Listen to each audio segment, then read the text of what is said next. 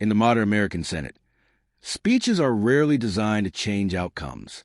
They are designed to signal values, stake partisan positions, or feed the news cycle for a few hours before being swallowed by the churn of the next controversy.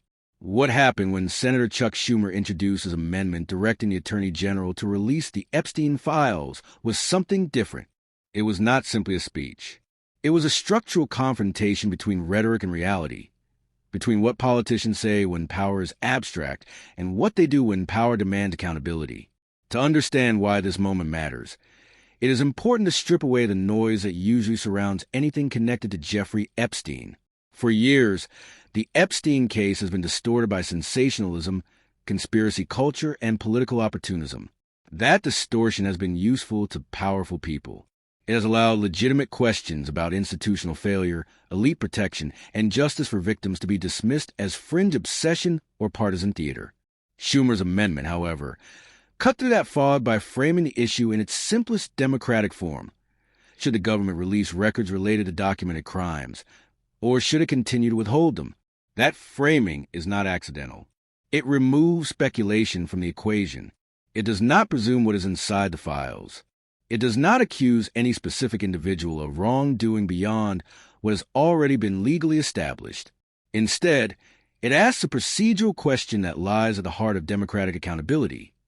When the government possesses information related to crimes of extraordinary magnitude, on what basis does it claim the authority to keep that information from the public? This is where Schumer's move becomes strategically significant. For years, Republican lawmakers had publicly demanded the release of the Epstein files. They did so loudly, repeatedly, and often in moral terms. They framed transparency as a duty owed to victims. They spoke about dismantling elite trafficking networks. They positioned themselves as champions of accountability against a corrupt and secretive establishment. Those statements were not casual remarks made in passing. They were formal declarations delivered in interviews, floor speeches, and official communications. Schumer's amendment did not challenge Republicans with Democratic talking points. It challenged them with their own words. By placing a clean, unambiguous vote on the Senate floor, Schumer removed the procedural complexity that often shields lawmakers from consequence. There were no subcommittees to blame, no indefinite timelines, no promises of future action. A yes vote would direct the Department of Justice to release the files. A no vote would block that release. The clarity of the choice is what makes this moment unusually powerful. In Washington, ambiguity is often a feature, not a bug. It allows politicians to appear supportive of an idea while quietly ensuring it never becomes reality. We support transparency, but is one of the most common refrains in American politics. Schumer's amendment eliminated the but. It forced senators to decide whether transparency was a principle or merely a slogan. This matters because trust in democratic institutions does not erode all at once. It erodes incrementally, through moments where voters observe a disconnect between what leaders say and what they do. Over time, that disconnect becomes normalized. Citizens begin to expect hypocrisy. Cynicism replaces engagement. Participation declines, and the legitimacy of institutions weakens. Schumer's speech directly confronted that pattern by turning accountability into a recorded action rather than a rhetorical posture. The structure of his argument was deliberate. He began by grounding the amendment in continuity rather than novelty. This was not a radical proposal. It was the same amendment being considered in the House. It mirrored efforts already championed by senators from both parties in the past. By emphasizing this continuity, Schumer neutralized any claim that the amendment represented a partisan ambush or an unprecedented escalation. It was, by design, an ordinary Democratic request applied to an extraordinary case. From there, Schumer methodically recited the public statements of Republican leaders. He did not paraphrase them. He quoted them directly. This was not a matter of interpretation. It was a matter of record. Mitch McConnell's acknowledgement that the accusations against Epstein were horrendous and deserved further pursuit. John Thune's assertion that justice requires full disclosure and transparency. Marsha Blackburn's insistence that identifying those involved was essential to dismantling trafficking networks. Ron Johnson's statement that both victims and the American people were entitled to know what happened. Each quote served a specific purpose. Individually, they expressed moral concern. Collectively, they established a standard. Schumer's argument was not that Republicans had said the wrong things. It was that they had said the right things, and now had to decide whether those words carried any obligation. This is where the speech moves beyond partisanship and into institutional critique. The problem Schumer highlighted is not unique to one party. It is a recurring pathology of power. Once rhetoric achieves its political utility, follow-through becomes inconvenient. Transparency is easy to demand when someone else controls the information. It becomes risky when that information might implicate allies, donors, or oneself. The transition from opposition to governance often reveals whether principles were sincerely held or strategically deployed. Schumer's repeated refrain, "This is your chance," was not theatrical redundancy.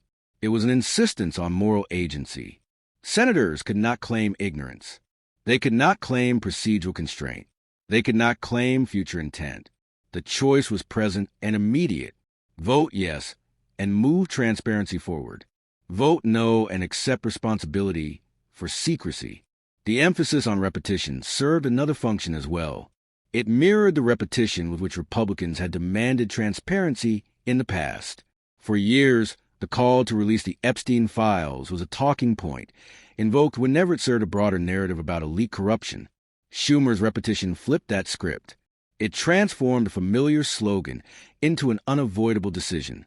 Importantly, Schumer did not argue that releasing the files would confirm any particular allegation. He did not promise revelations or indictments. That restraint is central to the legitimacy of the argument. The demand was not for a specific outcome, but for access to information.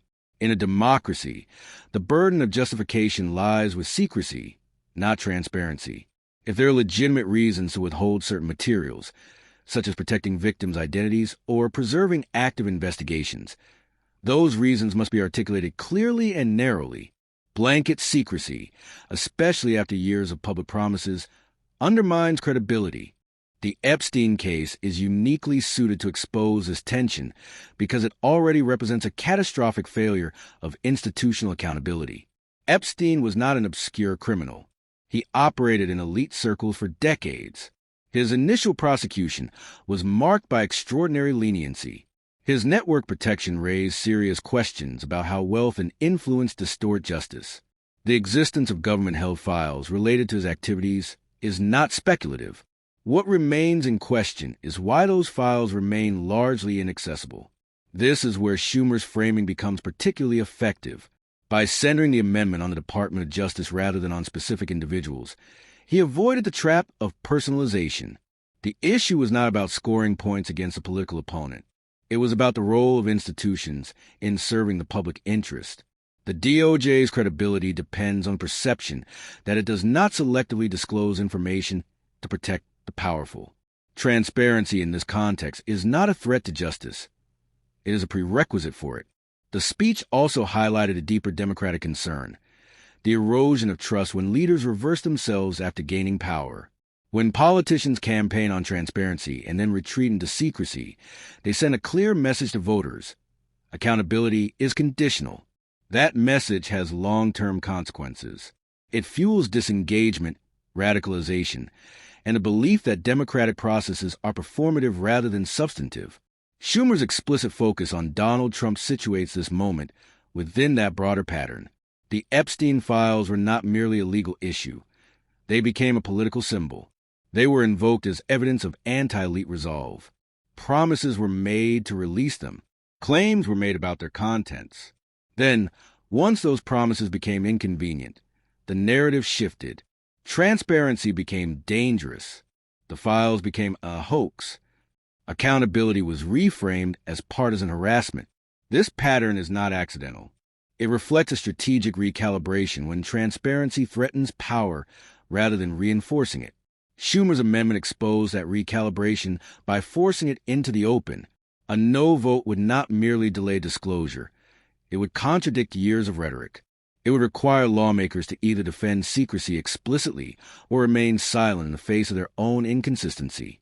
Silence in this context is not neutral. It is a choice. And that is precisely what makes this moment consequential. The final procedural elements of Schumer's speech, the yielding of the floor, the noting of the absence of a quorum, underscore the institutional seriousness of the moment. This was not a rally speech. It was not a press conference. It was a formal action embedded in the Senate's rules. That distinction matters because it creates a permanent record. Votes endure. They can be cited, analyzed, and remembered long after sound bites fade, whether the amendment passes or fails. It establishes a benchmark. It clarifies who is willing to align their actions with their words and who is not. That clarity is rare, and it is valuable. It equips voters, journalists, and historians with concrete evidence rather than competing narratives. In a political environment saturated with outrage and misinformation, moments of genuine accountability are easy to miss. They do not announce themselves with spectacle. They appear as procedural votes, recorded quietly, often late at night. Schumer's amendment was one such moment. It forced a confrontation not just between parties, but between principle and power. The significance of this moment extends beyond the Epstein case. It speaks to a fundamental question facing democratic societies. Can transparency survive when it threatens those who demand it? Or does it exist only as a rhetorical weapon, discarded once it becomes inconvenient? Segment 1 establishes the stakes. What follows, in the next segments, is an examination of how those stakes intersect with institutional trust, partisan realignment, the role of the Justice Department, and the long-term consequences for democratic legitimacy. One established the moment as a collision between words and action. Segment 2 examines why that collision was inevitable. The tension exposed by Schumer's amendment did not arise overnight. It was a product of a long-standing political pattern. Transparency is celebrated when it weakens opponents and quietly abandoned when it threatens those in control. The Republican Party's relationship with the Epstein files is a textbook case of this phenomenon. For years, Epstein functioned as a symbol rather than a subject. His crimes were real, documented, and horrific, but politically he became something else, a shorthand for elite corruption, secret networks, and a justice system rigged in favor of the powerful. Republicans used the symbol effectively. It aligned with broader populist messaging about the swamp, unaccountable institutions, and moral decay among elites. Calling for the release of the Epstein files fit neatly into that narrative. It required no immediate cost and offered significant rhetorical reward. In opposition, transparency is cheap. It carries no risk because responsibility lies elsewhere. Demanding disclosure from an administration you do not control allows you to posture as principled without confronting consequences. That is the environment in which many of the quotes Schumer cited were delivered. They were not lies. They were sincere statements made under conditions where sincerity was safe. Power changes the calculus. Once responsibility shifts, transparency stops being an abstraction and becomes a threat assessment. Questions emerge that were previously irrelevant. Who might be implicated? What alliances could be strained? What legal exposure might follow? What political capital could be lost? These questions do not negate the moral case of disclosure, but they often override it in practice. This is the moment where rhetoric is tested. Schumer's amendment forced that test by stripping away all protective layers. There was no longer an opportunity to support transparency in theory while avoiding it in practice. Senators had to decide whether their earlier statements were expressions of principle or instruments of convenience. This dynamic is not unique to Republicans, but the Epstein issue magnifies it because of how loudly transparency was demanded. The more emphatic the rhetoric, the more damaging the reversal. When politicians speak cautiously, voters expect caution. When they speak in moral absolutes, voters expect follow-through. The Epstein case also carries an additional burden: victims. Human trafficking and sexual exploitation are not abstract policy issues. They involve real people whose lives were permanently damaged. Invoking victims rhetorically while denying them procedural justice is one of the most corrosive forms of political hypocrisy. When lawmakers cite victims to justify outrage but refuse to take concrete steps that might advance accountability, they transform suffering into a political prop. Schumer's speech repeatedly returned to this point, implicitly if not explicitly. Transparency was not framed as voyeurism or scandal hunting. It was framed as a prerequisite for justice. Victims cannot receive full acknowledgement of harm if the state itself withholds information about how that harm was enabled or ignored. This is where the Republican retreat becomes especially consequential. Because Epstein moved in elite circles across party lines, genuine transparency carries bipartisan risk. It threatens donors, social networks, and institutional reputations. That is why the files are dangerous, not because of what they may contain about any one individual, but because of what they reveal about how power protects itself. This is also why conspiracy culture flourishes around Epstein. When institutions refuse transparency, speculation fills the vacuum. Ironically, by blocking disclosure, leaders often create the very conditions that allow misinformation to spread. Clear, factual release of information tends to reduce conspiratorial thinking. Secrecy amplifies it. Schumer's approach recognized this dynamic. By anchoring the demand in formal process rather than sensational claims, he attempted to reclaim the issue from the fringes and return it to democratic norms. Transparency in this framing is not about scandal, it is about legitimacy. Legitimacy is fragile. It depends not only on outcomes, but on processes. Citizens are more likely to accept uncomfortable truths when they believe the system operates in good faith. When they believe information is withheld selectively, trust collapses. That collapse has long-term consequences. Voters who no longer trust institutions disengage or radicalize. They seek alternative explanations, alternative authorities, alternative realities. This fragmentation weakens democracy from within. It does not require authoritarian takeover. It happens gradually, through accumulated disappointments. Moments like this vote matter because they either interrupt or accelerate that process. If lawmakers had voted to release the files, they would have signaled that accountability supersedes convenience. Even if the contents proved mundane or heavily redacted, the act itself would have reinforced the principle that government information belongs to the public by default. A vote against release sends the opposite message. Transparency is conditional, negotiable, and subordinate to power. That message does not go unnoticed. The insistence that this was not about scoring partisan points is crucial. Schumer's strategy was effective precisely because it minimized partisan framing. He did not accuse Republicans of hypocrisy in abstract terms. He allowed their own words to establish the standard and their votes to reveal the outcome. This approach reflects a broader truth about accountability. It is most powerful when it relies on consistency rather than accusation. Hypocrisy is hardest to deny when it is self-documented. The Epstein files thus become more than a discrete policy issue. They become a diagnostic tool. They reveal how institutions behave when principle collides with risk. They show whether transparency is treated as a value or a weapon.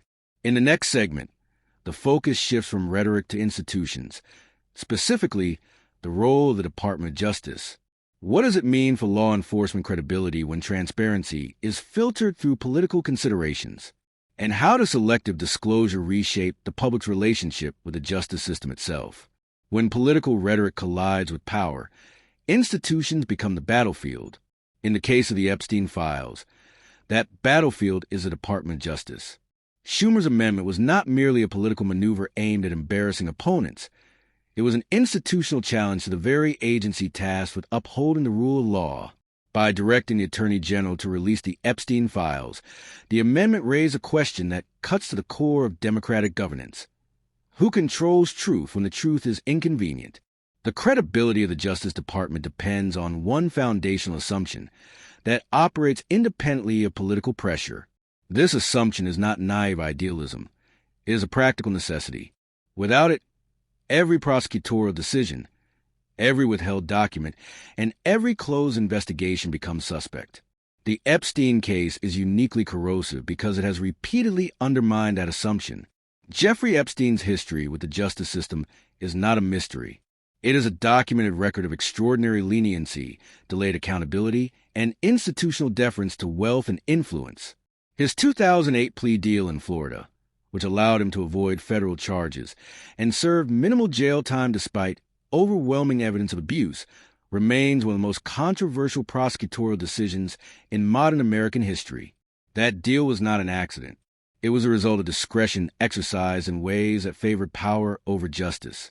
When Epstein was later arrested on federal charges in 2019, the case appeared to represent a course correction, yet his death in custody, under circumstances that exposed severe failures in jail supervision, only deepened public skepticism. The question was no longer whether institutions had failed, but how many layers of failure existed. In that context, the existence of unreleased files held by the Department of Justice is not a neutral fact. It is a symbol of unresolved accountability. Each withheld document reinforces a perception that the system remains unwilling to fully confront its own complicity.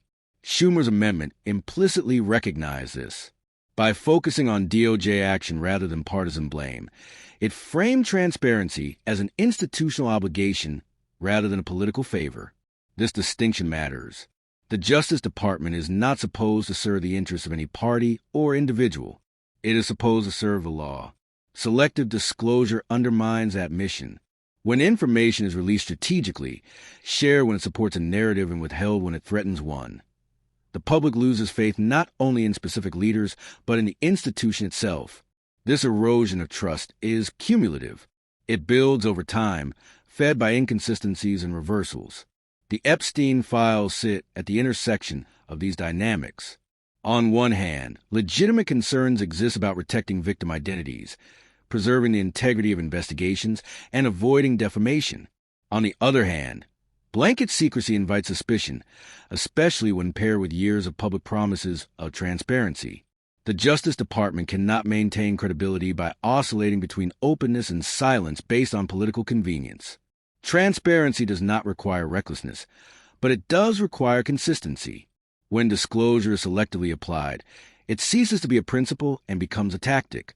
This is why Schumer's amendment did not ask the DOJ to draw conclusions or issue interpretations. It asked for release.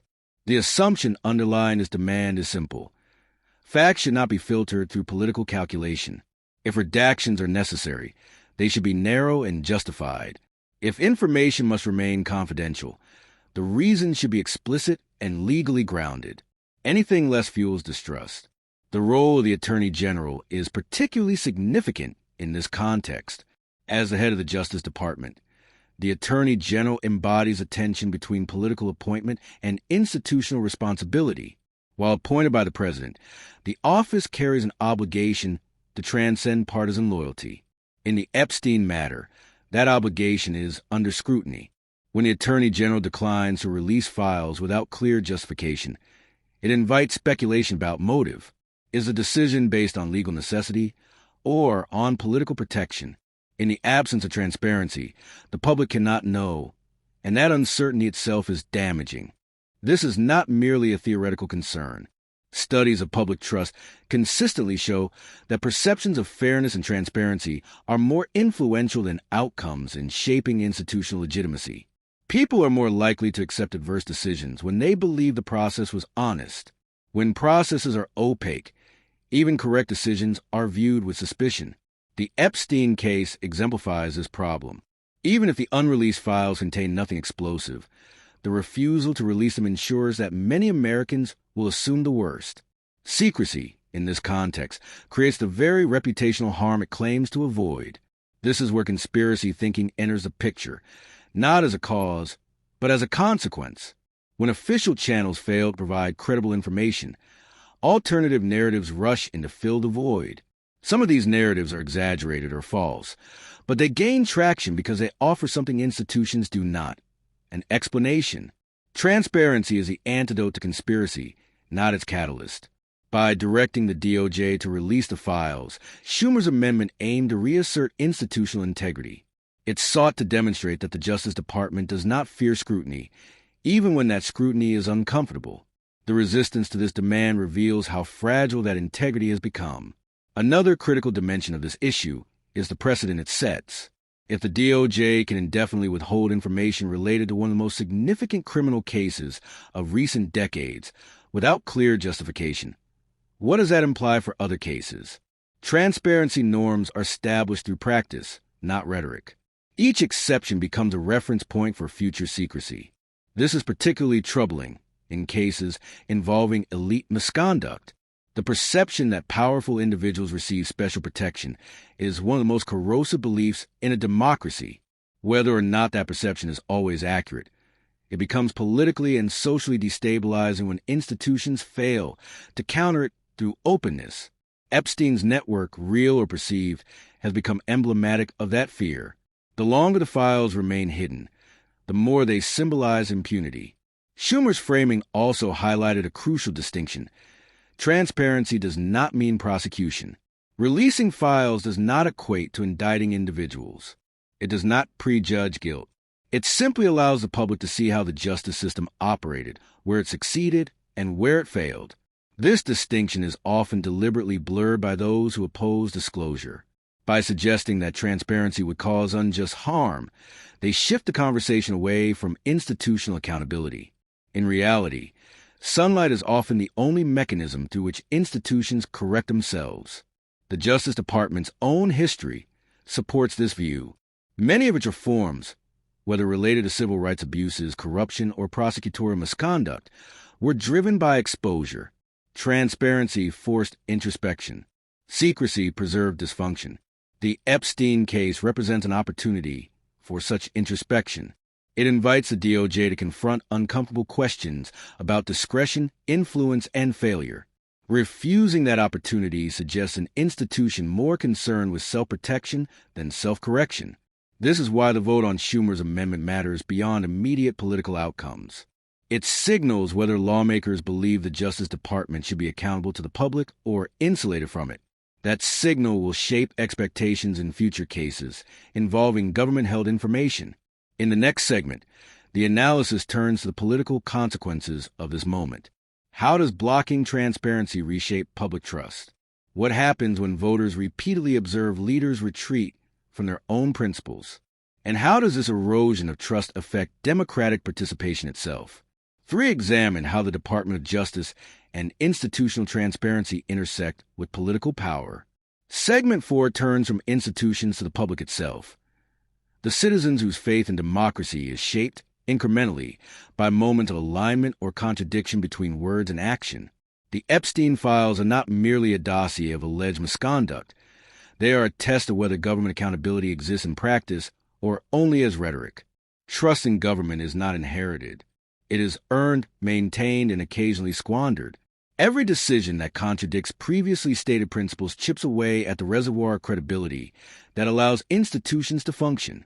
When leaders pledge transparency and then obstruct it, the public witnesses a violation of implicit social contract. Those elected to serve the people instead serve their own interests. This erosion is subtle, cumulative, and profoundly destabilizing. Schumer's framing makes this explicit. By quoting Republican leaders who had loudly demanded disclosure, he exposed a discrepancy between historical rhetoric and present behavior. The public was given a rare opportunity to observe accountability in real time. A yes vote aligned actions with prior statements. A no vote revealed a conscious choice to prioritize political calculation over principle. The stakes extend far beyond a single amendment. Public trust is not a switch that flips on or off based on one legislative vote. It is a feedback loop. Repeated observations of inconsistency reinforce cynicism. When citizens encounter leaders who claim moral clarity but act opportunistically, political disengagement increases, and skepticism becomes normalized. Over time, this pattern can erode participation in democratic processes, weaken perceived legitimacy of governance, and increase receptivity to alternative narratives that may be misleading or conspiratorial. The Epstein case exemplifies this dynamic with particular intensity. Sexual abuse, human trafficking, and elite protection are issues of both moral and civic concern. When transparency is delayed or denied, the public may perceive that wealth and influence allow some individuals to operate above the law. Even without definitive knowledge of wrongdoing by specific political figures, secrecy itself conveys protection, fostering a perception of systemic impunity. This perception has consequences. Citizens who feel that elite actors can evade scrutiny are less likely to engage with conventional political channels. They may turn activism, protest, or media outside mainstream institutions to seek answers. While public vigilance is healthy, Reliance on unofficial or conspiratorial sources reflects a structural failure of institutional accountability. The role of government is to preempt that vacuum by demonstrating that scrutiny is neither feared nor selectively applied. The rhetoric around Epstein has long been political shorthand for moral courage. Schumer's intervention tested whether that shorthand corresponded to concrete action. Each Republican senator faced a choice: uphold the principle, demonstrating consistency, or retreat, signaling that principle is conditional. In the broader context of governance, these choices matter because they shape not only immediate outcomes, but public expectations for future accountability. Moreover, the issue of victims cannot be understated. Real individuals suffer profound harm. The public's desire to see transparency is not mere curiosity. It is tied to demand for justice, recognition, and reform. When government officials invoke victims as a rhetorical tool but obstruct access to factual information, they convert moral obligation into performative politics. This performative approach further erodes credibility because it signals that principles exist to be cited, not enacted. Repeated failures to follow through on transparency create what political scientists call institutional cynicism. Citizens learn to interpret procedural opacity as intentional, to equate public statements with political theater, and to discount assurances from leaders. The cumulative effect is a weakening of the social contract, in which government authority depends on consent rather than coercion. Schumer's amendment also illustrates the long-term consequences of political inaction. Votes leave records. They create accountability not only for the immediate moment, but for historical analysis. Citizens, journalists, and historians can reference these actions to evaluate consistency, integrity, and governance quality. In contrast, inaction or obfuscation erases accountability, allowing the narrative of transparency to remain empty while the reality of secrecy persists. Public perception is further shaped by the partisan environment in which these events occur. In an era of hyperpartisanship, credibility is not distributed evenly. Leaders are often evaluated not solely on action, but on alignment with partisan expectations. Schumer's strategy attempted to bypass this filter by focusing on self-referential accountability. It was not about party advantage, but about whether individuals upheld their own prior statements. This approach underscores a critical lesson in democratic accountability. Credibility is reinforced when leaders' actions match their previously declared values, independent of partisan outcomes. The implications of failing this test are profound. If leaders prioritize political calculus over principle, citizens may conclude that democratic norms are malleable. Principles exist to be exploited rather than followed. This contributes to polarization, delegitimization of institutions, and the growth of parallel narratives that compete with official accounts. In other words, secrecy in high-profile cases like Epstein does not merely preserve individual reputations. It reshapes the broader landscape of civic trust. Equally important is the precedent set for other cases involving elite misconduct. Epstein is not unique in that the wealthy, powerful, or connected often enjoy procedural advantages. The decision to release or withhold the files signals whether similar cases will be treated with transparency or continue under a veil of privilege. Lawmakers' choices in this moment therefore influence broader expectations for how accountability is applied across the political spectrum. Schumer's repeated framing of choice, vote yes and release the files, vote no and block them, serves a dual function. It clarifies immediate action while embedding a moral imperative within the legislative process. This clarity contrasts sharply with the typical procedural fog that allows leaders to claim support for transparency without ever enacting it. By stripping away procedural ambiguity, Schumer forced senators into a moment of reckoning, exposing the tension between principle and political self-interest. The speech also reflects a subtle understanding of institutional memory. Votes are permanent records. They create a benchmark against which future behavior is evaluated. Citizen, journalists, and advocacy groups can reference this vote when assessing credibility, performance, or leadership in subsequent elections. This enduring record elevates the significance of the moment far beyond ephemeral political theater. Finally, the episode illustrates how narrative framing interacts with democratic accountability. By emphasizing procedural action rather than speculation about file contents, Schumer minimized the risk of sensationalism and conspiracy overtaking the conversation. Transparency was framed not as entertainment or political weaponization, but as a functional necessity of governance. This framing is crucial for maintaining legitimacy. When transparency is performed as spectacle rather than principle, it loses credibility. Segment 4 concludes with a clear lesson. Public trust is fragile, cumulative, and intimately tied to observable consistency between rhetoric and action. When leaders fail to act in accordance with their own words, they erode not only their credibility, but the credibility of the institutions they represent. The Epstein files are not merely documents. They are a test case for whether democratic norms hold when political convenience collides with moral and institutional responsibility.